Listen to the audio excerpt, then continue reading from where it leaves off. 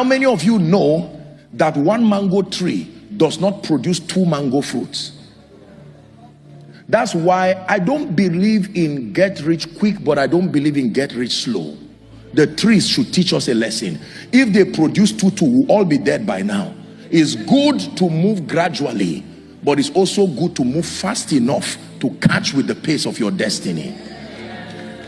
Sorry, I'm just thinking aloud. If you don't believe that, this is me thinking aloud. Hallelujah. I believe spending the rest of your life looking for money is a curse. I really believe it. I really believe it. You don't spend your whole life getting a degree.